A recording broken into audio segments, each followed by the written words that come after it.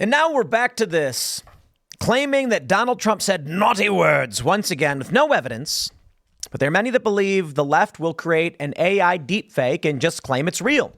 And how do you fight that? Now, I've long predicted that with AI, what we are going to see is if there is audio that emerges of Donald Trump or anyone else, the left will claim it's true, it's real, it's authentic. We've verified this. We've run it through our algorithms. It's real.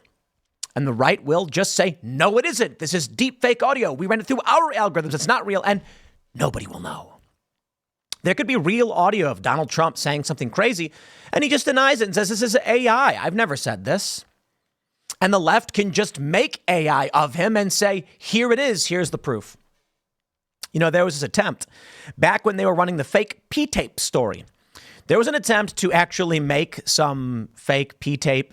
It was hilarious. I mean, the things they've claimed about this guy, I assure you, while Donald Trump has certainly lived an interesting life, it's not that interesting.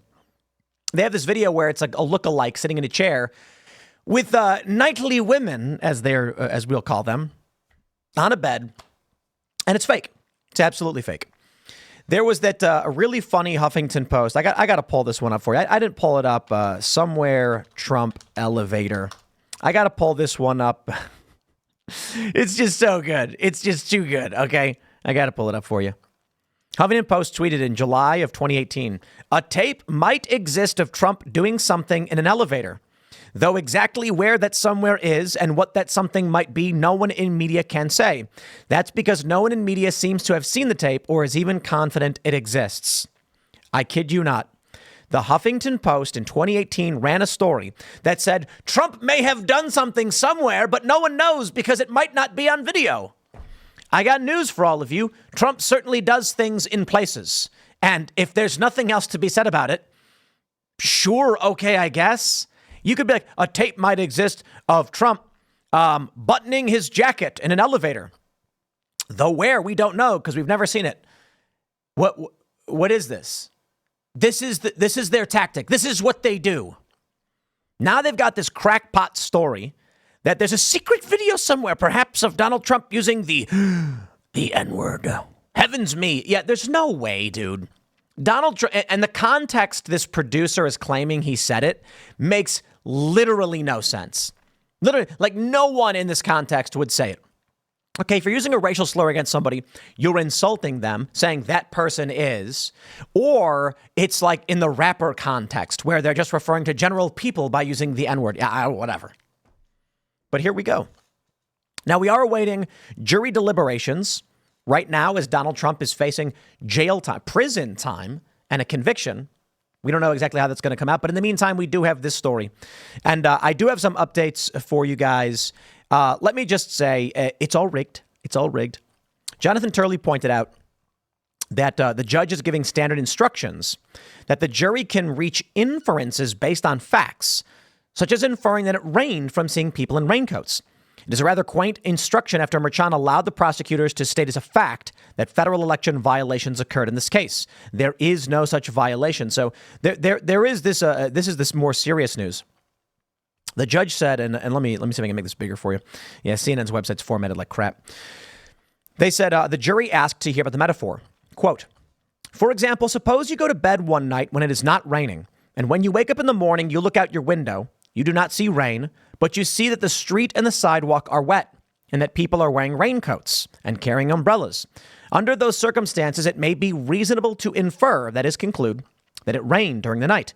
In other words, the fact of it having rained while you were asleep is an inference that might be drawn from the proven facts of the case of the water on the street and sidewalk and people in raincoats and carrying umbrellas. You know what I have? You know what problem I have with this? There's two. Now, of course, this is a standard instruction. It's about inference beyond a reasonable doubt, right?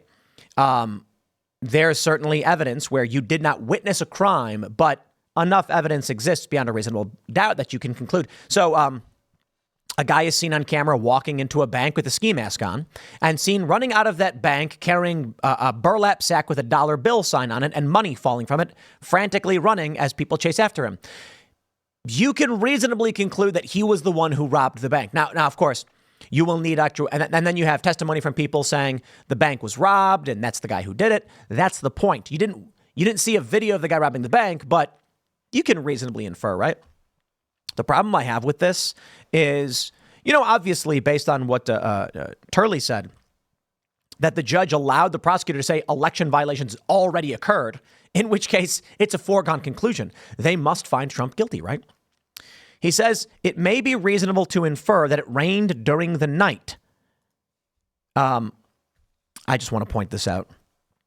If you go to bed and you wake up in the morning and you look out your window and there are people wearing raincoats and the sidewalk is wet, I personally would probably operate under the assumption it rained, but I do have reasonable doubts.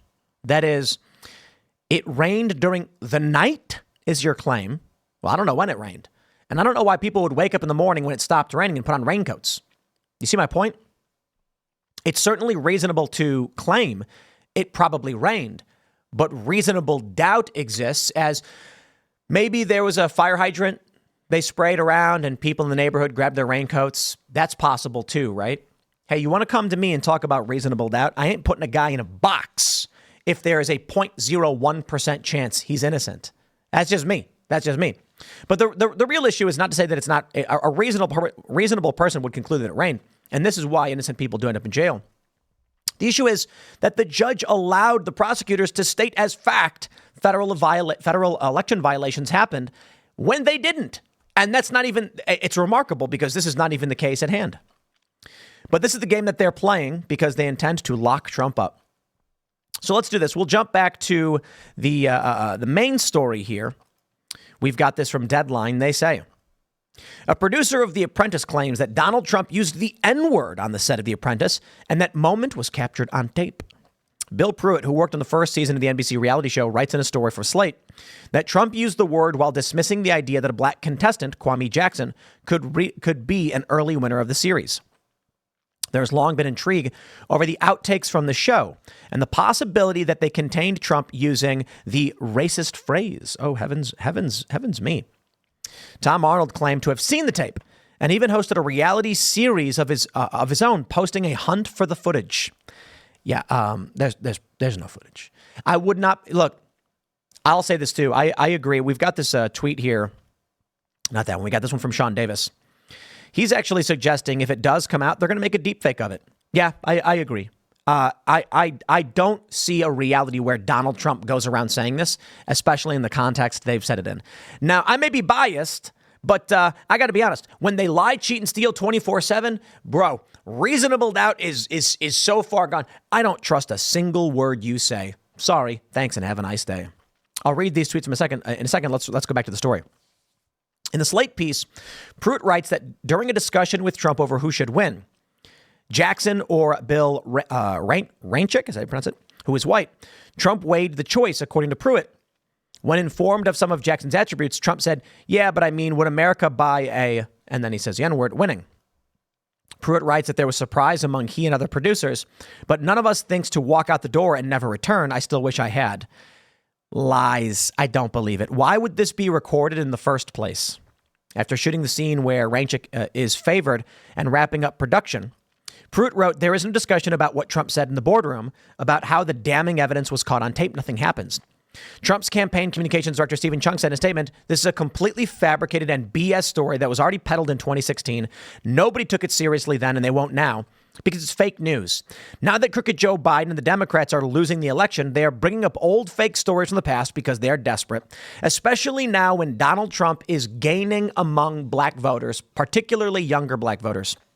Trump himself denied claims that he used the racial epithet in 2018 when contestant Omarosa Manigault Newman claimed that she heard the N-word tape. These people are all liars. It's remarkable. Trump wrote on Twitter, Mark Burnett called to say that there are no tapes of The Apprentice where I use such a terrible and disgusting word as attributed by the wacky and deranged Omarosa. I don't have that word in my vocabulary and never have. She made it up. And why would they be randomly filming a backstage producer meeting? It's just such obvious, ridiculous bullcrap. Pruitt wrote that he was revealing what he saw on the set now because a highly restrictive and punitive non-disclosure agreement expired this year. Oh, please. Pruitt also described the impact of the show as a long con, as it was heavily edited to make Trump appear professional and respectable. He recounted meeting the architect of one of Trump's properties and complimenting him on his work. Then the architect informed him that he had been stiffed by Trump. That aspect of the Trump story was not included in the show. Pruitt wrote that The Apprentice elevated Donald J. Trump from sleazy New York tabloid hustler to respectable household name. Spare me your lies. Everybody wanted to be Trump. Trump is a celebrity. There's a reason why his name carried weight in the first place. There's a reason why they put him on TV. And there's a reason why putting his name on the top of a building makes money for the people who own property within that building or own condos, etc. Pruitt also, he described it as a long con. Dude, it's reality TV. What does anyone, people think it was a documentary? Pruitt wrote The Apprentice elevated Donald J. Trump from sleazy. We get it. They say, in the show, he appeared to demonstrate impeccable business instincts and unparalleled wealth, even though his businesses had barely survived multiple bankruptcies and faced another when he was cast. By carefully misleading viewers about Trump, his wealth, his stature, his character, and his intent, the competition's reality show set about an American fraud that would balloon beyond its creator's wildest imaginations. Trump owned 500 companies. He had like 5 bankruptcies. These are the lies they espouse because they think you are stupid. I remember seeing this like sign at a protest, and they were like, Trump's businesses are bankrupt. I'm like, how many businesses did Trump have? And they're like, I don't know, but they all went bankrupt. I'm like, they all. Like, people really believe this stuff. It is a cult, and these people are suffering from Trump derangement. Sean Davis tweets, deranged Democrats are mad their lawfare against Trump isn't working. Well, I'm not so convinced not working. Sean, I think I think he may get convicted. So they're launching a new Jussie Smollett-style race hoax. Biden is such a pants-pooping failure, and their lawfare is such a transparent joke, that they're now resorting to this nonsense to steal the 2024 election.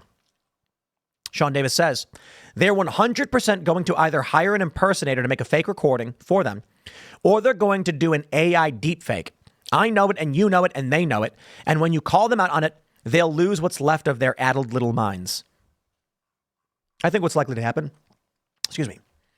is that they're putting these stories out to prime the public. They want the public to have heard the story over and over again. So when they make an AI deepfake, and what they'll do is, what I expect us to see is going to be not a video, it's going to be audio only. It'll be audio of Donald Trump saying something, but it'll be recording of audio. Likely what they'll do is they'll use AI. It takes 2 seconds to write up something akin to this quote, maybe not identical. Then they'll press play and record it on a phone audio and say someone actually secretly recorded the tape before they were able to destroy it.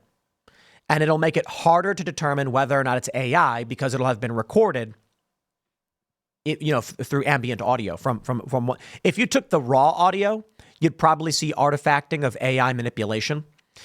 It's still detectable when recorded through a secondary device. A lot harder, though. And that's where we're at. I asked my good friend ChatGPT, who is also an AI. I said, show the top 5 polls, black voters, Trump, Biden. It said, here are the 5 polls. Pew Research Center says Trump's got 18% support. Howard University says Trump has 15. Sabato's crystal ball says Trump has 23. This is the University of Virginia Center for Politics, 23%. DNYUZ New York Times has Trump over 20%. And Pew Research with an additional poll says younger black voters show a higher support for Trump at 29%. Now, it's not definitive. These polls show that it's not all perfect. Why would this story need to come out? Why would they be saying it? No, I think it's fairly obvious. Trump is doing better among black voters, and they are trying to destroy that, not with any real arguments, but by claiming that Trump, for no reason, arbitrarily just called the guy a racial slur, just for no reason at all. On the set of a show in front of a ton of people, with no disdain, just literally uses the slur. I don't buy it. I absolutely do not. I think what we're seeing is they are going to pull every dirty tactic in the book. And I'm just, you know what I'm really, really fed up with? I'm fed up with the right, the conservatives, the libertarians, and not literally all of them. I'm just saying, guys, all of these people who have been tweeting that we can never go towards conflict or war or crisis. I'm like, y'all are not paying attention. Okay, Laura Loomer's got this report out saying that Judge Merchan's daughter, Lauren, has clients in the room, in the court case. We know this trial against Trump is bunk. You've got the E. Jean Carroll case where they changed the statute of limitations so that 30 years later she could bring a lawsuit against him with no proof and no evidence. Her story makes no sense. And then Trump gets sued. They go after Trump's businesses. When they say, oh, Trump's businesses are a failure and he was bad and the Apprentice lied, Trump, his lender said he made us tons of money. We were all very satisfied and we want to do business with him again. Absolutely remarkable. They lie every step of the way. So they're lying, they're cheating, they're stealing, and they're attempting to put the front runner for the 2024 presidential election in jail. Guys, you are in the conflict. Now, the only question is, how do we win? Well, we have to use every mechanism available to us. And that is, right now, there is a system in play. The only appropriate action is campaigning, registering your friends and family, getting them to go out and vote on election day, getting them to cast their ballots. You know, Mike Lindell made a great point yesterday on Timcast IRL. He said, when you get your mail-in ballot with your name on it, keep it. And then on election day, when you show up, and if they say you already voted, hold up the mail-in vote and say, no, I didn't. My vote is right here. Now, the thing is, what Mike misses is they'll just say, sure, that's interesting. Fill out a provisional ballot and we'll see if it counts. And they'll say it's moot and they'll get rid of it or something. There's no guarantee. But the next step after we register friends and family, tell everybody over and over again, guys, register to vote right now. Message a few of your friends and ask them if they've registered. After that, lawfare. What we need is for the RNC and anyone who's aligned with in any way resisting Joe Biden and the Democrats, their evil crackpot policies, to get ready for major lawsuits. They should be filing them right now. They should be challenging every single law on the books. They should be going after every single attack vector imaginable with legal paperwork saying, I hereby challenge, because it'll be too late afterwards. You wait till the election's over, it's going to be too late. Certainly there will be some lawsuits, but we saw what happened in 2020. They'll say, well, sorry, we have a deadline. You better get your lawsuits in quick. And then the judge will say, we don't have enough time. Sorry, I can't do your lawsuit. And then where do we end up? You've got these leftists on social media, talked about this the other day, threatening violence and civil war. Not that I really believe them, because they're the same people who say that they're going to flee the country, you know, in the event that Trump wins. And then they don't. Now they're claiming they're going to fight and get violent. But I give you this. I give you this clip. Listen to this from The View. There's some scandals plaguing the Supreme Court. Do you have any thoughts on that? And maybe write a book or ever make a movie out of that? I wrote a great book called The Pelican Brief. Yes. Whoa, you sure did. In which 2 Supreme Court justices were assassinated. I know. Yes. And I thought about doing it again. And No. Writing part 2. He's talking about writing part 2. it's all fiction. It's all fiction. It's all fiction. It's folks. all fiction. Don't get upset. It's just fiction. It's made up stories. The court has never looked this bad No. in my lifetime. Now, this Lake boss tweets, WTF, they're literally talking about assassinating a SCOTUS justice, and the crowd applauded it. Well, they're talking about a book. He wrote a book about 2 justices getting assassinated, and people cheered for the book. Maybe it's a good book. I think we can say, you know, he's talking about the book. They're cheering for the book. They kind of, they laugh, and then you hear some ohs when he says doing it again. What you need to understand is this. When they go, no, he's talking about fiction. He's talking about fiction. Why do you need to do that? Why did The View need to say that? Let's play that again. I know. Yes. And I thought about doing it again. And No. Writing part 2. He's talking about writing part 2. it's all fiction. It's all fiction. Why did they need to have that caveat? Because there actually is a presumption that this man might seriously be talking about a desire for or wanting the targeting of their political opponents. Not that he does. I'm saying the View is concerned that people watching might think, based on where we are politically in this country, some people will conclude he means it. And they'll get mad about it. Now, I don't think you'd see the same thing back in the day. But back in the day just means like the 90s. Really was a lot better back then, wasn't it? And it's mostly about polarization. Back then, Republicans and Democrats mostly agreed on everything. Kind of wild, isn't it? We've never had a perfect time. There's always been some kind of crisis. It's pretty wild to go back and watch these 80s movies. And it's like, we're in the Cold War back then.